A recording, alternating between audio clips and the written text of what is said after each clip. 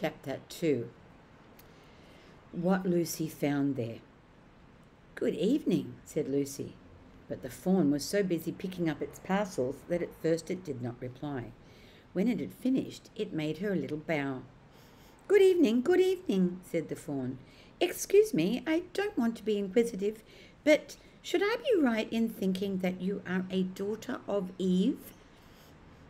My name's Lucy," she said, not understanding him. "But you are, forgive me, you are what they call a girl?" said the fawn. "Of course I'm a girl," said Lucy. "You are, in fact, human?" "Of course I'm human," said Lucy, a little puzzled. To be sure," said the fawn. "How stupid of me, but I've never seen a son of Adam or daughter of Eve before. I am delighted. That is to say—" Then it stopped, as if it had been going on to say something it had not intended, but then remembered in time. Delighted, it went on. "Allow me to introduce myself. My name is Tumnus." "I'm very pleased to meet you, Mr. Tumnus," said Lucy. "And may I ask, oh Lucy, daughter of Eve," said Mr. Tumnus, "how you have come into Narnia?" "Narnia? What's that?" said Lucy. "This is the land of Narnia," said the fawn, "where we are now, all that lies between the lamp-post and the great castle of Cair Paravel on the eastern sea. And you have come from the wild woods of the west?" "I got in through the wardrobe in the spare room," said Lucy. "Ah," said Mr. Tumnus in a rather melancholy voice.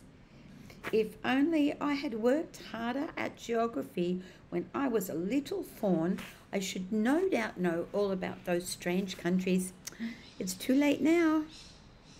"But they aren't countries at all," said Lucy, almost laughing. "It's only just back there. At least, I'm not sure. It is summer there." "Meanwhile," said Mr. Tumnus, "it is winter in Narnia and has been for ever so long, and we shall both catch cold if we stand here talking in the snow. Daughter of Eve, from the far land of Spare where eternal summer reigns around the bright city of Wardrobe, how would it be if you came and had tea with me?" "Thank you very much, Mr. Tumnus," said Lucy, "but I was wondering whether I ought to be getting back." "It's only just around the corner," said the fawn, "and there'll be a roaring fire and toast and sardines and cake." "Well, it's very kind of you," said Lucy, "but I shan't be able to stay for very long." "If you will take my arm, daughter of Eve," said Mr. Tumnus, "I shall be able to hold the umbrella over both of us. That's the way. Now off we go." And so Lucy found herself walking through the wood, arm in arm with this strange creature, as though they'd known each other all of their lives. They hadn't gone very far before they came to a place where the ground became rough and there were rocks all about and little hills up and hills down. At the bottom of one small valley, Mr. Tumnus turned suddenly aside as if he was going to walk straight into an unusually large rock, but at the last moment Lucy found he was leading her into the entrance of a cave. As soon as they were inside, she found herself blinking in the light of a wood fire. Then Mr. Tumnus stooped and took a flaming piece of wood out of the fire with a neat little pair of tongs and lit a lamp. "Now, we shan't be long," he said, and immediately put a kettle on. Lucy thought she'd never been in a nicer place. It was a little dry, clean cave of reddish stone with carpet on the floor and two little chairs. "One for me and one for my friend," said Mr. Tumnus, "and a table and a dresser and a mantle over the fire, and above that a picture of an old fawn with a grey beard." In one corner there was a door which Lucy thought must lead to Mr. Tumnus's bedroom, and on one wall was a shelf full of books. Lucy looked at these while he was setting out the tea things. They had titles like "The Life and Letters of Silemus," or "Nymphs and Their Ways," or "Men, Monks and Gamekeepers." a study in popular legend, or is man a myth? Now, daughter of Eve, said the fawn, and really it was a wonderful tea. There was a nice brown egg lightly boiled for each of them, and then sardines on toast, and then buttered toast, and then toast with honey, and then a sugar-topped cake. And when Lucy was tired of eating, the fawn began to talk. He had wonderful tales to tell of life in the forest. He told about the midnight dances, and how the nymphs who lived in the wells and the dryads who lived in the trees came out to dance with the fawns. About long hunting parties after the milk-white stag who could give you wishes if you caught him. About feasting and treasure-seeking with the wild red dwarfs in deep mines and caverns far beneath the forest floor. And then about summer when the woods were green, and old Silenus on his fat donkey would come and visit them, and sometimes Bacchus himself, and then the streams would run with wine instead of water, and the whole forest would give itself up to jollification for weeks on end. Now, not that it isn't always winter now, he addressed gloomily. And then to cheer himself up, he took out from its case on the dresser a strange little flute that looks like it was made of straw, and began to play. And the tune he played made Lucy want to cry and laugh and dance and go to sleep all at the same time.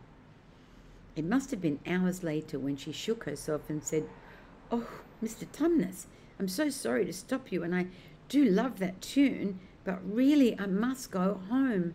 I only meant to stay for a few minutes." "It's no good now, you know," said the fawn, laying down its flute and shaking his head at her very sorrowfully. "No good?" said Lucy, jumping up and feeling rather frightened. "What do you mean? I've got to go home at once. The others will be wondering what happened to me." But a moment later she asked, "Mr. Tumnus, what is the matter?" For the fawn's brown eyes had filled with tears, and then the tears began trickling down its cheeks, and soon they were running off the end of its nose, and at last it covered its face with its hands and began to howl. "Mr. Tumnus! Mr. Tumnus!" said Lucy in great distress. Don't! What is the matter? Aren't you well? Dear Mr. Tumnus, do tell me what is wrong." But the fawn continued sobbing as if his heart would break, and even when Lucy went over and put her arms around him and lent him her handkerchief, he did not stop. He merely took the handkerchief and kept on using it, wringing it out with both hands whenever it got too wet to be any more use, so that presently Lucy was standing in a damp patch from his tears. "Mr. Tumnus!" bawled Lucy into his ear, shaking him. "Do stop it at once. You ought to be ashamed of yourself, a big fawn like you. What on earth are you crying about?" Oh, sobbed Mr. Tumnus. "I'm crying because I'm such a bad fawn." "I don't think you're a bad fawn at all," said Lucy. "I think you're a very good fawn. You're the nicest fawn I ever met." "Oh, you wouldn't say that if you knew," said Mr. Tumnus between his sobs. "No, I'm a bad fawn. I don't suppose there ever was a worse fawn since the beginning of the world." "What have you done?" said Lucy. "My old father now," said Mr. Tumnus. "That's his picture over the mantelpiece. He never would have done a thing like this." "A thing like what?" said Lucy. "Like what I've done," said the fawn. "Taken service under the White Witch. That's what I am. I'm in the pay of the White Witch." "The White Witch? Who is she?" "Why, it is she who's got all Narnia under her thumb. It's she who makes it always winter, and never Christmas. Think of that." "How awful," said Lucy. "But what does she pay you for?" "That's the worst of it," said Mr. Tumnus with a deep groan. "I'm a kidnapper for her, that's what I am. Look at me, daughter of Eve. Would you believe that I'm the sort of faun that would meet a poor innocent child in the wood, one that had never done me any harm, and pretend to be friendly with it and invite it home to my cave, all for the sake of lulling it asleep and then handing it over to the White Witch?" "No," said Lucy, "I'm sure you wouldn't do anything of the sort." "But I have," said the faun. "Well," said Lucy rather slowly, for she wanted to be truthful but not too hard on him.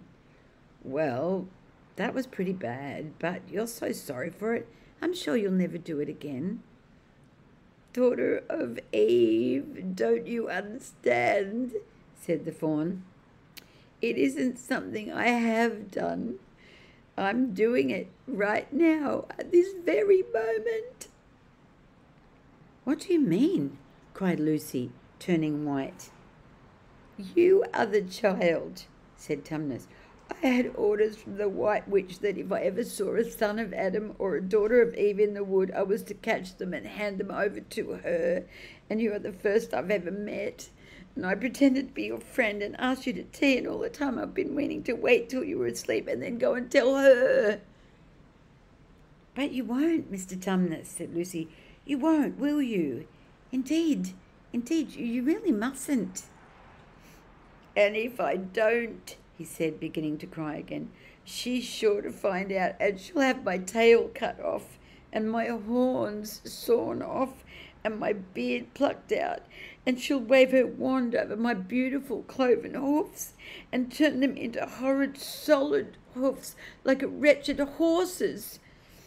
And if she is extra and especially angry, she'll turn me into stone, and I shall be only a statue of a faun in her horrible house, until the 4 thrones of Care Paravel are filled. And goodness knows when that will happen, or whether that will ever happen at all." "I'm very sorry, Mr. Tumnus," said Lucy, "but please let me go home." "Of course I will," said the faun. "Of course I've got to. I see that now. I hadn't known what humans were like before I met you. Of course I can't give you up to the witch, not now that I know you, but we must be off at once. I'll see you back to the lamp-post. I suppose you can find your own way there back to Spare Oom and Wardrobe?" "I'm sure I can," said Lucy. "We must go as quietly as we can," said Mr. Tumnus. "The whole wood is full of her spies. Even some of the trees are on her side." They both got up and left the tea things on the table, and Mr. Tumnus once more put up his umbrella and gave Lucy his arm, and they went out into the snow. The journey back was not at all like the journey to the faun's cave. They stole along as quickly as they could without speaking a word, and Mr. Tumnus kept to the darkest places. Lucy was relieved when they reached the lamp-post again. "Do you know your way from here?" said Mr. Tumnus. "Daughter of Eve, can you get home from here?" Lucy looked very hard between the trees and could just see in the distance a patch of light that looked like daylight. "Yes," she said, "I can see the wardrobe door."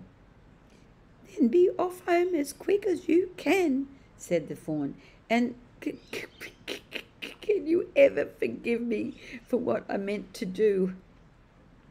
"Why, of course I can," said Lucy, shaking him heartily by the hand, "and I do hope you won't get into dreadful trouble on my account." "Farewell, daughter of Eve," said he. "Perhaps I may keep the handkerchief?" "Rather," said Lucy, and then ran toward the far-off patch of daylight as quickly as her legs would carry her, and presently, instead of rough branches brushing past her, she felt coats, and instead of crunching snow under her feet, she felt wooden boards, and all at once she found herself jumping out of the wardrobe into the same empty room from which the whole adventure had started. She shut the wardrobe door tightly behind her and looked around, panting for breath. It was still raining, and she could hear the voices of the others in the passage. "I'm here," she shouted. "I'm here. I've come back. I'm all right."